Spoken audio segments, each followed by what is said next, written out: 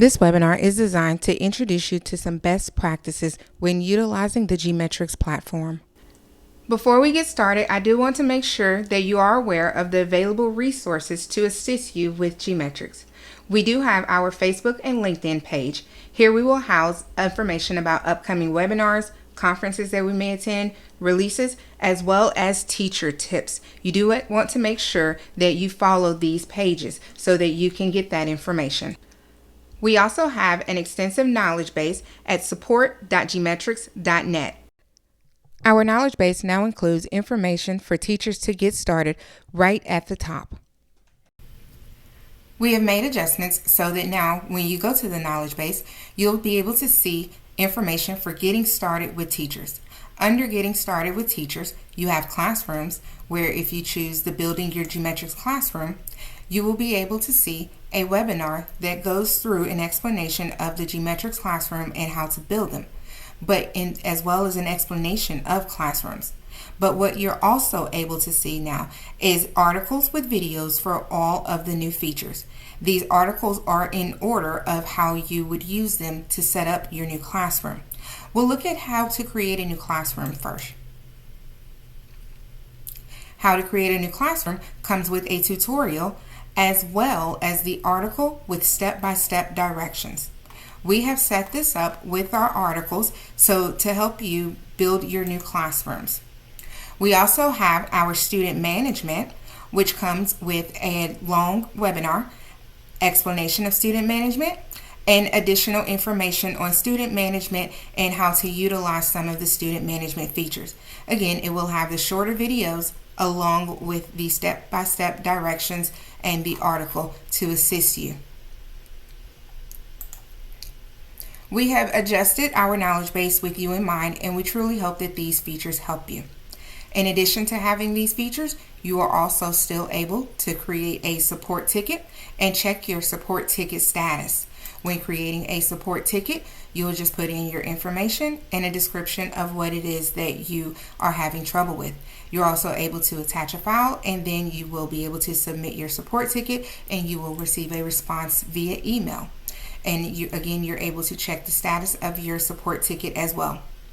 In addition to the getting started with teacher information, our knowledge base still holds all of those great extensive articles to help you with other areas, including your Microsoft and Adobe applications, because these are some of the ones where you are live in apps, so there's going to be different permissions that will need to be enabled for these, as well as the LTI integration using your Windows and Mac systems, and then the student portal as well.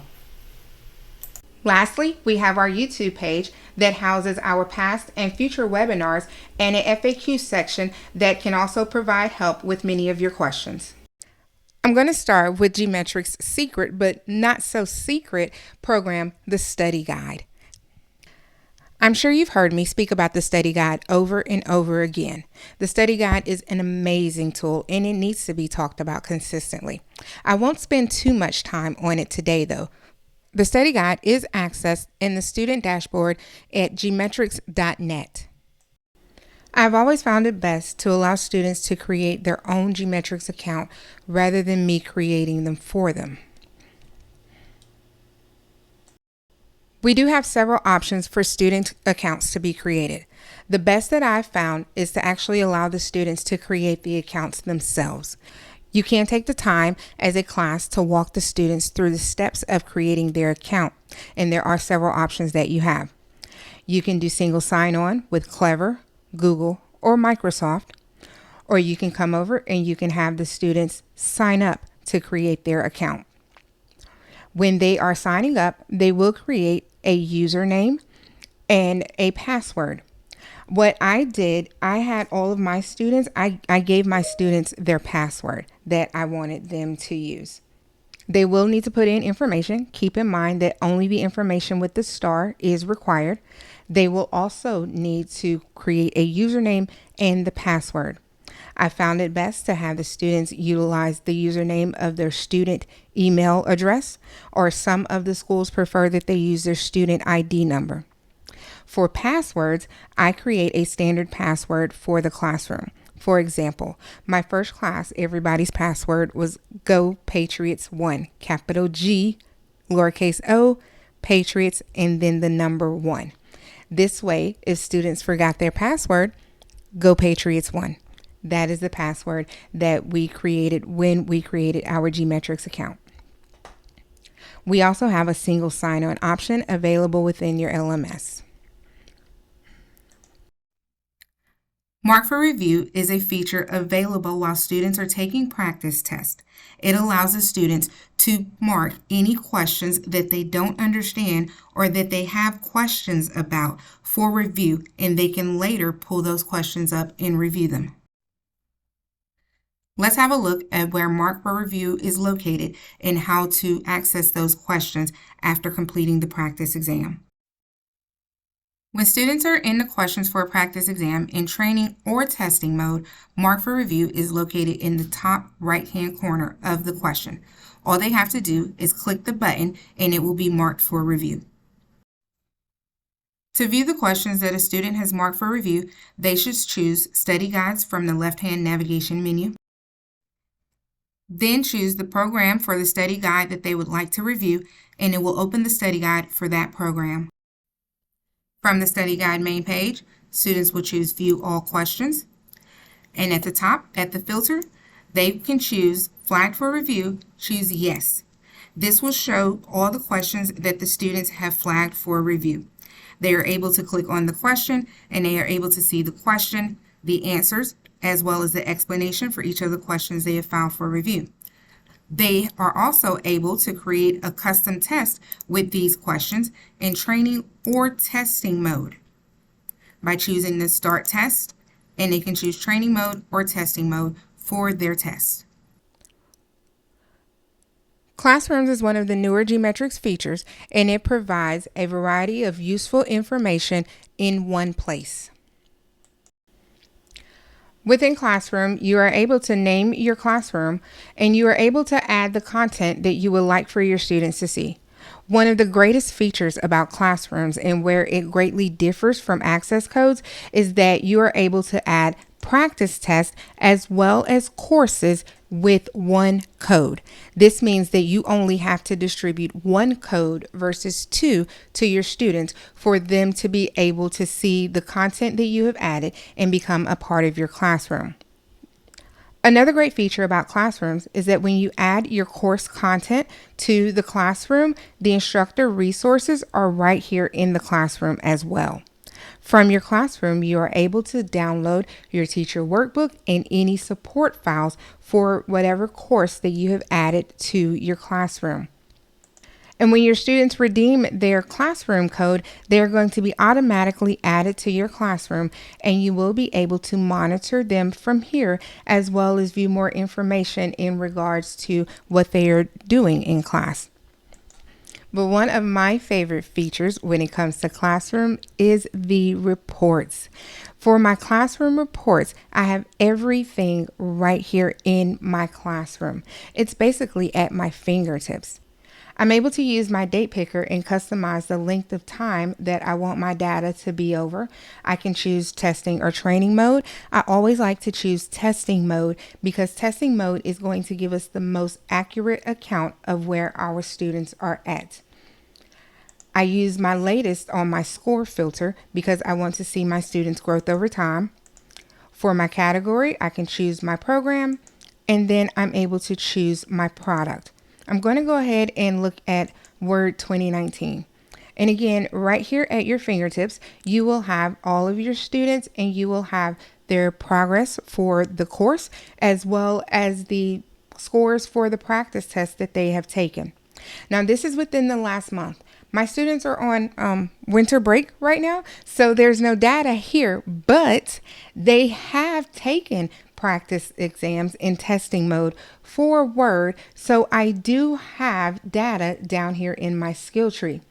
The data in my skill tree is amazing because it's going to tell me my students' proficiency on the objectives, and the objectives are aligned with the certification exam. I'm able to see how many questions they've attempted, And then I'm able to see the questions that they've attempted as well as how they did on those questions.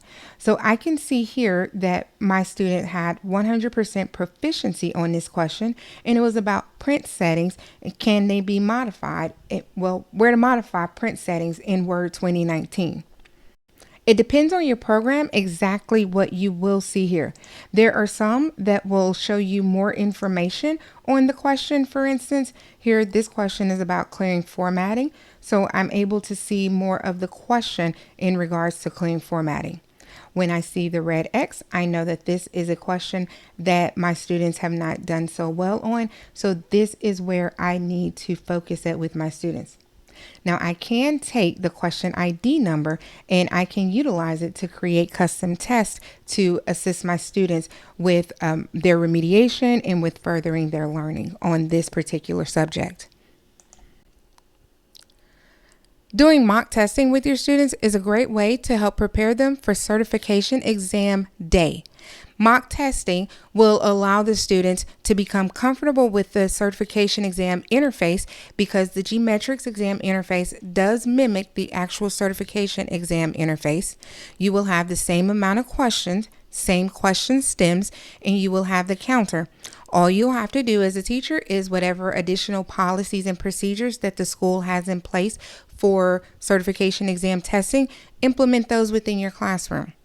For example, our students had to go to the testing lab and they had to have a picture ID. It could be a school ID or a state ID that they had to show to the proctor, and they had to sign in and then sit in the assigned computer. The proctor did assign the computers to the students. They were not allowed to pick which ones. So this is the same thing that you can do to help prepare your students for testing day. And when it comes to testing, have your students go ahead and log in to their GMetrix account when they have their seat and have them choose new test. And then you want to go ahead and have them navigate to the program that you want them to utilize for the day for the mock testing. And once they access that program, they can just choose testing. And when you're ready, you have everyone go ahead and begin the test at the same time. We talk a lot about testing mode, but training mode has a lot of great uses as well. In addition to being a great tool to help the students verify what they have learned and to understand the information, training mode is also a great class activity. When I was in the classroom, I would divide the class into teams and then open a practice exam in training mode on the overhead. Teams had to buzz in for the opportunity to answer the question. Once they answered the question, they also had to give me an explanation as to why that answer was correct or why they chose that particular answer. By them giving me that explanation, I was able to understand that they understood the material. And if they gave me a wrong answer or an incorrect explanation, then I was able to correct their thoughts and let them know, where they were thinking wrong at and how to adjust that thought so that they could have the correct answer and truly understand the material. Another thing that I would do was to cover up the question, and all the students were able to see were the answer choices. They would then have to explain all of the answer choices and determine what topic or what the subject of the question was. The students actually found this fun and were very engaged when we did this type of activity. They also learned a lot because they had to pull from knowledge on different topics, different things we had learned within the class, not just look at the question, get one answer, that's it, move on. So they were working with a variety of knowledge by doing this type of activity. Lastly, a time-saving best practice is utilizing the integrations that GMetrix offers. GMetrix offers integrations with many of the LMSs. There are different types of integrations. We do offer students the ability to go straight into the GMetrix platform and then choose their tests from your LMS. We also offer where you can put the specific practice exam within the LMS, and when the students open the assignment, they're directed right to that specific practice exam for completion. And once they complete it, the grade goes back to the LMS, and then if your LMS is synced with your SIS, your student information system, you are then able to have those grades go directly through rather than you having to transfer or key in a lot of grades. The third integration that we offer is called our Common Cartridge. What Common Cartridge does is many of the courses that we offered you're able to integrate them right into your LMS.